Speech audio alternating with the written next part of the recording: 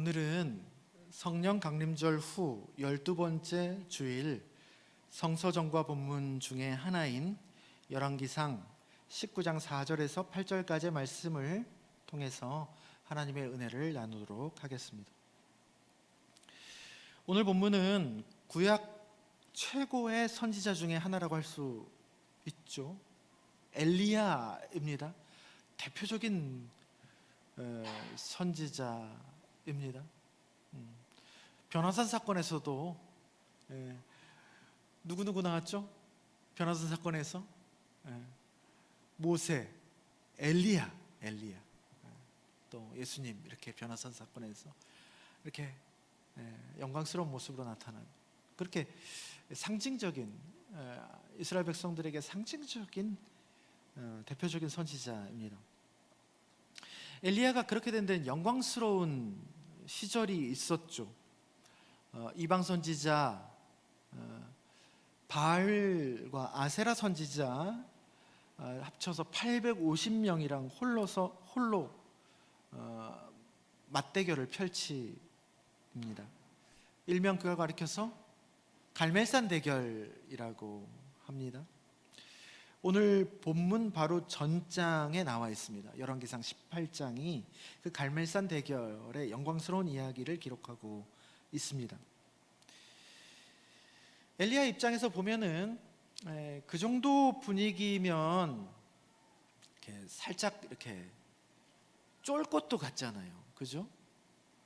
아무리 그래도 그렇지 혼자 850명을 대해야 되는데, 근데 그 행간에서 느껴지는 엘리야는 열왕기상 18장을 읽어보면 엄청 차분합니다. 오히려 이방 선지자 850명이 조급해서 소리를 지르고 자기 몸을 자해하면서까지 자기들 신의 능력을 구합니다. 엘리야는 거기 있는 이스라엘 백성에게 바알이 하나님이면 그를 따르고 여호와가 하나님이라면 그를 따르라고, 왜 두 사이에서 머뭇머뭇거리냐고 그렇게 권위 있게 말하고, 이방 선지자들이 마음껏 해보라고 충분히 기회를 주고 난 다음에 그럴 수 없는 악조건 속에도 하나님의 능력이 충분히 임할 수 있음을 보여주기 위해서 여호와의 불이 임해야 되는 그 스팟 자리에 막 물을 들이붓는 여유까지 보여줍니다. 그리고 난 다음에 제가 항상 이제 강단에 올라오기 전에 이제 하는 기도인데요, 엘리야가 모든 것을 다 준비하고 하나님을 부르는 기도를 이방 선지자들처럼 막 그렇게 조급해가지고 막 그렇게 하지 않아요. 호들갑을 떨면서 조용히 읊조리듯 기도합니다.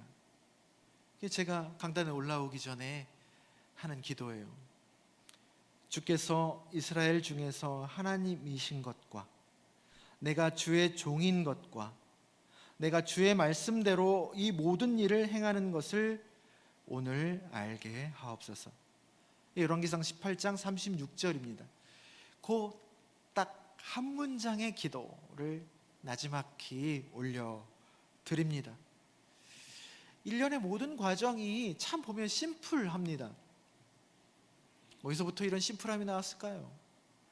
자신감에서 나오는 행동이죠.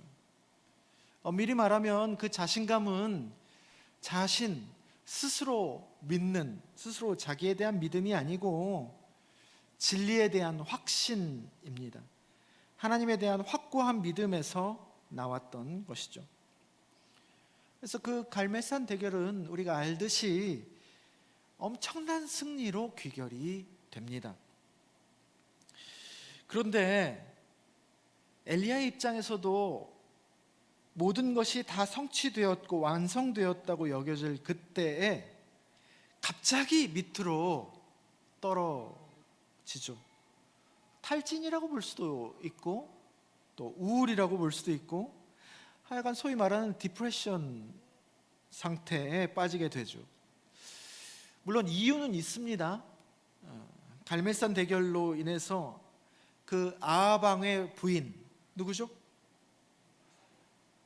이방 선지자의 대목격이라고 할 수 있는 이세벨이 단단히 화가 났거든요. 그래서 엘리야에게 그 이세벨이 내가 너는 끝까지 추격해서 없애버리겠다라고 화가 나서 공언을 합니다. 그게 어떻게 보면 이유일 수 있는 거죠. 그리고 난 다음에 오늘 본문이 나오는 거예요. 브엘세바 광야라고 제일 험악하기로 소문난 사막 한가운데로 들어갑니다. 그리고 거기서 로뎀나무 이름은 이쁘게 생겼는데 사실은 보잘것없는 나무예요. 사막에 무슨 예쁜 나무가 크겠습니까? 로뎀나무라고 우리나라로 말하면 쌀이나무 같은 그런 관목입니다. 그 안으로 기어 들어가서 죽기를 원해서 하나님께 내 생명을 거두어 달라고, 나는 내 조상들보다 낫지 못하다고 간청을 합니다. 이 심리 상태가 어떨까요? 자기 비하, 열등감 플러스 생의 에너지가 하나도 없는 그런 상태이죠. 얼마 전 갈멜산에서 보았던 그 엘리야가 맞나 싶을 정도로 이 모습은 정말로 초라하고 비루하기 짝이 없는 그런 모습을 보여줍니다. 이세벨 때문에 그랬다 치더라도 이세벨의 권세가 대단하긴 했지만 여러분 꼭 그것만이겠습니까? 갈멜산에서 보여준 그 믿음, 850명이랑 붙어도 초연했잖아요. 용기 있었잖아요. 그 모습으로 봤을 때는 이세벨이 두려워서만은 아니었던 것 같습니다. 그 일로 인해서 뭔가 모르지만 그 안에 알 수 없는 무언가가 건드려진 것이 아닌가 생각합니다. 여러분, 적지 않은 경우 엄청난 성취를 이룬 이들, 믿음의 사람들도 마찬가지입니다. 그 성취 후에 우리는 어떻게 될 것 같습니까? 그 사람이 더 활력 있어지고 더 충만하게 되어야 될 것 같은데, 그래서 우리는 그런 엄청난 성취를 바라잖아요. 왜냐하면 그 이후의 삶이 지금보다 더 좋아질 것이다 막연한 기대를 갖고 있습니다. 그래서 성취를 하려고 하는 것이죠. 그런데 실상은 그 기대와는 달리 그 성취 이후에, 그 엄청난 성취 이후에 갑자기 극심한 우울증에 빠지거나 이유 없는 허무함, 의욕이 다 바닥난 번아웃 같은 그런 디프레션에 빠지는 경우를 우리는 심심치 않게 보게 됩니다. 제가 가끔 주보 영성의 향기에서 인용하는 세계적인 교육학자이고 영성가이죠. 미국의 교육의 근간이 이분 때문에 세팅되었다 해도 과언이 아닌 그런 분입니다. 가르침과 배움의 영성이라는 명저를 썼던 파커 파머도 자신이 원하던 위치에 올라간 이후에 내면이 급전직하로 떨어져서 죽을 것 같은 우울증에 빠지게 됩니다.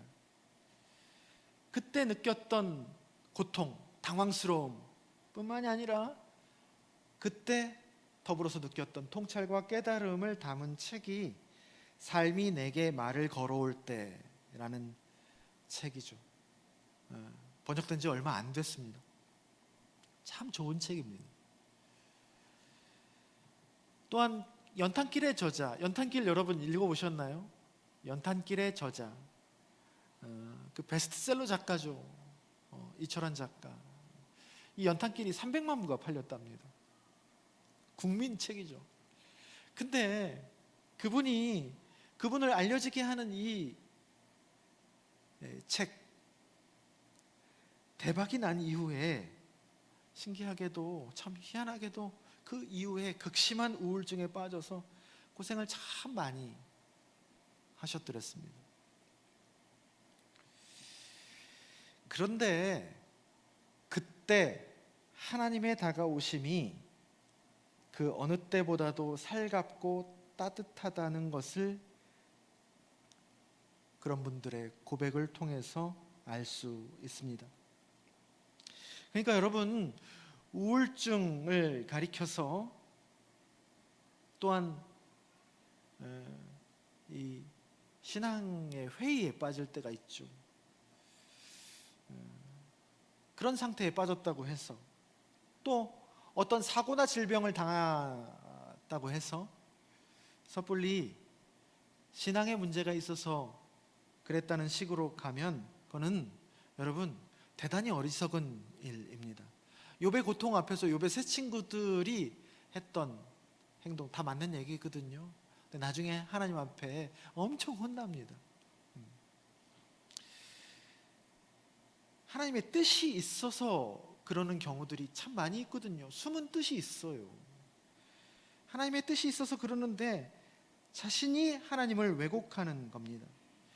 그래서 그런 말 자주 하죠. 진실로 거듭난 자는 우울증에 걸리지 않는다. 말도 안 되는 얘기입니다. 앞으로 우리는 그러지 마셔요. 오늘 본문에서도 그렇죠. 엘리야가 그 심한 우울에 빠져서 죽여달라고, 나 좀 데려가 달라고 그러거든요. 하나님이 어떻게 반응하십니까? 그 말에? 그 말 새겨서 안 듣습니다. 하나님이. 신앙인들이 가끔 그런 생각을 하는 경향이 있어요. 말한 대로 이루어진다. 그래서 말을 조심해야 돼요. 말한 대로 이루어져. 그런 얘기들 합니다. 오늘 병행 본문에서도 그러한 말이 나오죠. 더러운 말은 입 밖에도 내지 말라. 에베소 4장 29절 오늘 병행 본문 중에 하나입니다. 그 말이 나오죠. 근데 여러분, 성경에서 종종 이런 말에 맥락이 있는 거예요. 단순히 그냥 말한 대로 되기 때문에 두려워서 말하지 말라는 얘기가 아니고, 말의 기능이 있거든요. 말에 선한 기능이 있습니다. 그런데 그 말이 자신의 삶을 규정하고 타인과의 관계를 어그러지게 만드는 일로 사용되지 말라는 뜻입니다. 자기에게 스스로 상처를 주고 남한테도 상처를 주는 말로, 그렇게 진실을 곡해하는 말로 그렇게 사용되지 말라는 얘기입니다. 말은 보이지 않는 본질과 진실을, 비록 말에는 한계가 있죠. 말로 다 표현할 수 없습니다. 말 너머에, 그래서 침묵이 여러분 동반이 돼야지 말이 힘이 있는 거예요. 비록 그렇게 한계가 있지만 그래도 최대한 잘 전달하고 또 북돋아주고 더 풍성하게 하라고 말이 있는 것인데, 그 반대로 가지 말라는 그런 권면들이 성경에 있는 겁니다. 그런데 우리가 말을 잘못하면 하나님이 그 말 기억해 뒀다가 그대로 하게 한다. 여러분, 이거는 과한 두려움입니다. 과한 두려움. 하나님이 여러분 그럴 분입니까? 일단은 말에 매이는 분이 아니죠. 그죠? 하나님이 우리가 말했다고 거기에 매이는 분입니까? 그리고 설령 그걸 진짜 진심으로 했다 한들 하나님이 너 말한 대로 될 것이다, 그렇게 째째한 분입니까? 그래서 여러분, 내가 기도 내용 좀 빼먹고 해도 하나님이 개떡같이 내가 얘기를 해도 하나님이 찰떡같이 알아듣는다고 생각하시고 그냥 진심으로 기도하시려고 그냥 지향만 하시면 됩니다. 죽여달라고 그렇게 하나님 앞에 반항하듯이, 욥도 이런 얘기를 하거든요. 왜 나를 낳아가지고 왜 그러냐, 데려가시라 그러거든요. 엘리야도 똑같은 기도를 하는 거예요. 죽여달라고, 나 여기까지인가 보라고, 나 내 조상들만 못하다고, 뭐할로 날 냅두냐고, 여기서 데려가시라. 스스로 하나님 앞에 광야로 들어갔다는 것은 반쯤 자기가 삶을 자포자기하고 들어간 것이죠. 그 엘리야의 말을 하나님이 듣지도 않으시는 것 같습니다. 마치 야, 네가 힘들어서 그렇지, 그래서 마음에도 없는 소리 하는 거겠지 라고 하시는 것 같습니다. 죽여달라고 한바탕 하고 지쳐 잠들어 있는 엘리야에게 하나님이 보내신 천사가 그를 어루만지며, 원어에서는 이 어루만지며가 마사지 해주는 겁니다. 하나님의 천사가 나타나가지고 그 막 해대고 지쳐서 잠들어 있는 엘리야에게 마사지 해줘, 마사지. 그리고 일어나서 먹으라 합니다. 엘리야 입장에서는 죽여달라고 하는 진지하고 무겁기 그지없는 기도죠. 그런데 하나님은 잔말 말고 일단 먹어, 그러시는 거예요. 자녀들도 그렇죠. 아, 나 너무 힘들어서 나 진짜 다 때려치고 싶어.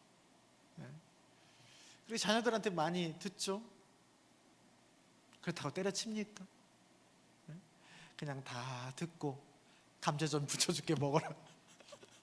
그래서 먹으면서 그래 뭐 어떡하겠냐. 하나님도 우리하고 그렇게 관계하시는 겁니다. 그래서 주시는 떡과 물을 먹고 또 다시 자, 오늘 본문을 보면. 그리고 다시 천사가 와서 마사지 해주고 일어나 먹으라, 네가 갈 길을 다 가지 못할까 하노라 합니다. 먹어야 살지, 기운 차려야 또 다음 길 가지, 그렇게 하시는 거예요. 그렇게 먹이고 재우고 어루만지시면서 음식물의 힘을 의지하여, 쉬운 표현으로 하면 뭡니까? 밥심으로 호렙산에 꾸역꾸역 도착하게 하십니다.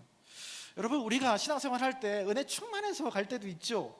그런데 은혜 충만해서 그렇게 가지 못할 때도 있어요. 오히려 더 많을걸요. 주님이 주시는 일용할 양식, 생명을 이어가게 하는 그 양식으로 버티듯 가는 거예요. 그것도 여러분 기가 막힌 은혜입니다. 그것 때문에 우리가 연명하고 사는 거예요.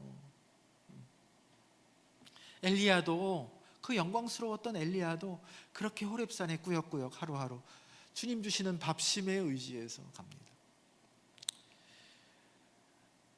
오늘 본문은 아니지만 그 다음 나오는 내용인데요. 호렙산에 그렇게 도착해서 무슨 일이 일어납니까?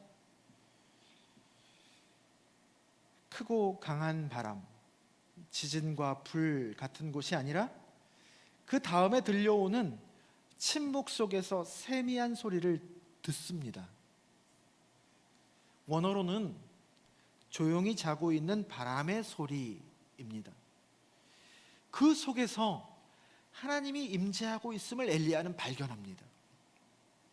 그동안 엘리야는 어떤 데서 하나님을 발견했습니까? 그 전에 나왔던 것들, 크고 강한 바람, 갈멜산 대결 같은, 지진과 불 같은 곳에서 발견하죠. 이러한 상징은 누구나 그런 곳에 하나님이 계신다 할 만한 곳이죠. 갈멜산에서 만난 하나님이 분명 있습니다. 그런데 이번에는 누구도 그곳에는 하나님이 없을 것 같다 여기는 자리, 어디죠?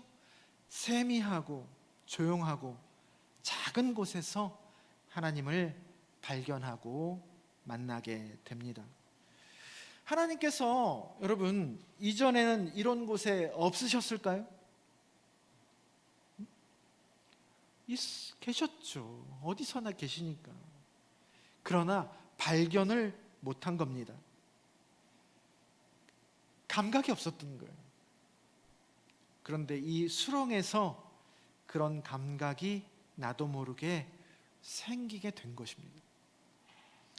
브엘세바 광야에서 여러분 나 죽여달라고 또 여기까지인가 보라고 하는 그 바닥을 치고 탈진을 겪고 깊은 우울에 빠질 때, 사실은 그때가 가장 고통스러운 시기, 아무것도 안 일어나는 시기 같거든요.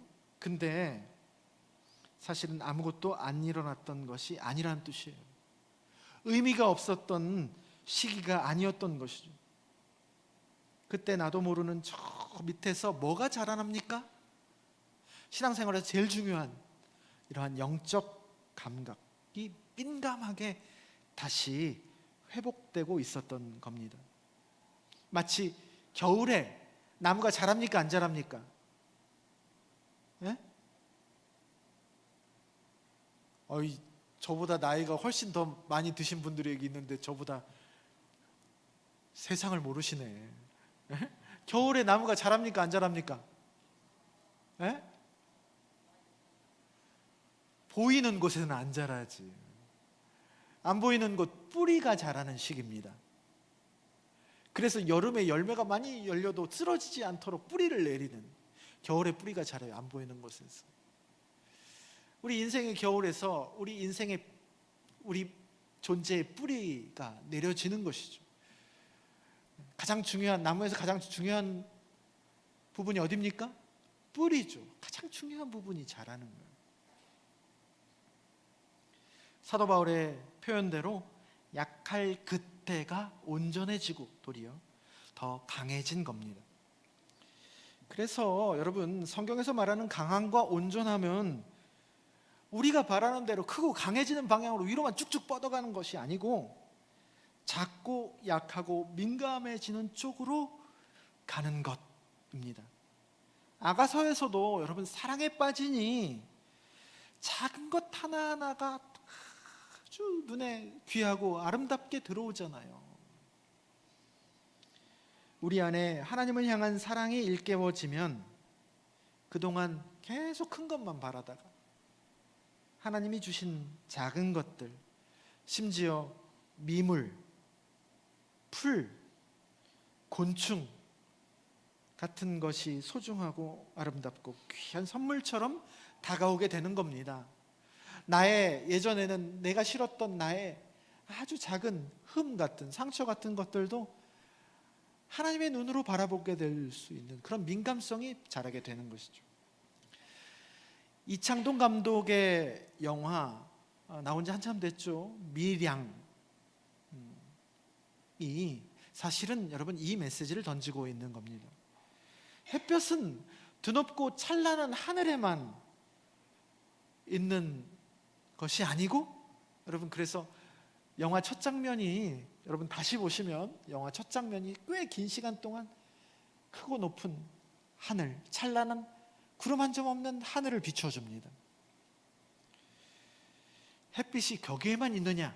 그래서 영화를 쭉 진행해 가면서 햇빛은 거기에만 있는 것이 아니고 아무도 주목하지 않는 마당 저 구석 한편에 지저분하고 초라한 곳에도 수줍게 존재하고 있다. 그건 햇빛이 아닙니까? 그 햇빛이거든요. 그게 영화 마지막 장면이에요. 똑같은 분량으로 맨 마지막 장면에 그 마당에 있는 초라한 햇빛, 깡통이 굴러다니는 지저분한 곳에서의 그 햇빛을 비춰줍니다. 그게 밀양 아닙니까? 물론 지명이기도 하지만 중의법이죠. 시크릿 선샤인, 숨겨진 햇볕이죠. 그러면서 크고 찬란하고 화려한 곳에서만 하나님을 찾는, 그래서 정작 한 여인이 깊은 슬픔에 빠졌을 때 힘을 하나도 쓰지 못하는 그런 절름발이 같은 이 땅의 교회의 모습을 부끄럽게 그 영화는 드러냅니다. 강함만 추구했는데 오히려 결정적인 순간에 힘을 못 씁니다. 오늘 복음서 병행 본문이 지난주 본문과 이어지는 주제거든요. 요한복음 6장 35절과 41절에서 51절까지의 생명의 떡입니다. 하늘에서 내려온 떡이죠. 사실 우리를 결정적인 순간에 살려주는 것, 버티게 해주는 것, 그래서 그래도 한 발씩 나아가게 해주는 것은 큰 게 아닙니다. 하나님의 어루만지심, 사람을 보내서 그때그때 전달해 주시는 영과 육의 위로, 그리고 세미하게 들려오는 하나님의 음성, 그게 말로 들려오는지 내 안에 따뜻한 순기로 오는지 하루에 일용할 양식처럼 하나님이 이 속에 계시는구나, 떠나지 않고 라는 깨달음 같은 것들입니다. 그래서 예수님께서도 사람이 입으로 들어가는 떡으로만 사는 것이 아니고 이 험한 광야에서도 하나님의 입에서 나오는 말씀으로 살게 되는 것이다 선언하시는 겁니다. 그 예수님이 말씀하십니다. 내가 곧 생명의 떡이다. 우리가 저 수렁에 빠져 있었을 때 여기까지인가 보다 이렇게 놔버리고 싶을 때 도대체 어떻게 하라는 거야? 하나님. 그 다음 길이 그렇게 보이지 않을 때 우리는 어떻게 해야 합니까? 예수 그리스도를 먹고 마시는 것, 바로 그것이 사는 길이다 라는 말입니다. 그게 영생이라는 진정한 뜻입니다.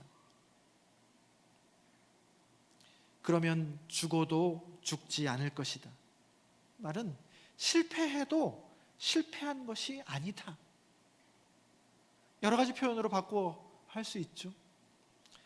나무에만 붙어 있으면 여러분 때로는 꽃이 떨어지죠. 때 되면 떨어지는 것이죠. 잘못해서 떨어지는 게 아닙니다. 근데 그 꽃이 떨어지는 걸 가지고 실패라고, 끝이라고 말하는 사람이 도대체 누가 있습니까? 왜냐하면 그 떨어진 그 자리에 뭐가 생깁니까? 열매가 맺히는 거거든요. 그게 하나님이 왜 그렇게 만들어 놨겠습니까? 다 메시지입니다. 꽃보다는 덜 화려하지만 그 꽃이 떨어지는 아픔, 영광스러운 것들이, 화려한 것들이 사라지는 그 아픔 이후에 그 떨어진 자리에 실하고 그 누군가에게 생명을 주는 존재로 태어나게 하시는 겁니다. 사랑하는 낮은동산교회 성도 여러분, 엘리야도 다윗도 제자들도 다 이러한 과정을 거쳤습니다. 지름길은 없습니다. 이러한 생명의 떡을 근근히 먹고 살아온 것이죠. 아무리 그들이 업적을 이래저래 남겼어도 역시 약한 인간이라는 것을 성경은 그대로 여과 없이 여러 모양으로 나타냅니다. 그러나 그들이 결국 그 생명의 떡을 일어나서 먹고 또다시 일어나서 먹고 하면서 그들이 서서히 변해간 것이죠. 공동체가 참 힘듭니다. 피상적인 공동체를 하면 덜 힘들 수 있어요. 근데 진짜 공동체다운 공동체에 접촉면이 많고 내가 피하지 않기 위해서 성경에서 말하고 있는 그런 교회 공동체를 하려면 참 힘들거든요.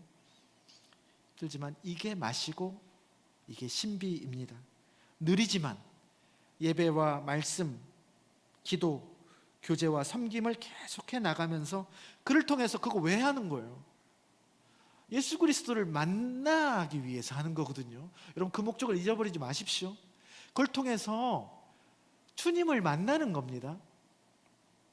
만나고 그와 더불어서 먹고 그가 주시는 것을 마시면서 우리가 서서히 변해가는 거예요. 변해가는 거예요. 내가 변하려고 해서 변하지 않습니다. 변해가는 거예요. 어떻게 변해갑니까? 예수 그리스도의 모습을 닮아가는 걸로 변해갑니다. 그분과 같이 함께하고 그분의 떡을 먹고 그분과 더불어서 마시게 되니까 나도 모르게 그분을 닮아가는 겁니다. 그걸 가르쳐서 성경은 전문용어로 뭐라고 그럽니까? 거룩이라고 합니다. 그걸 가르쳐서 거룩이라고 하는 거예요. 그래서 거룩은 하는 게 아닙니다. 생명의 떡을 먹은 이들, 예수 그리스도를 통하여서 하나님의 언약 관계에 들어간 이들에게 자연스럽게 나타나는 열매입니다. 꽃이 떨어지는 날이 올지라도 계속 그 가지에 붙어 있으면 내 안에 맺혀지는 열매가 되는 겁니다.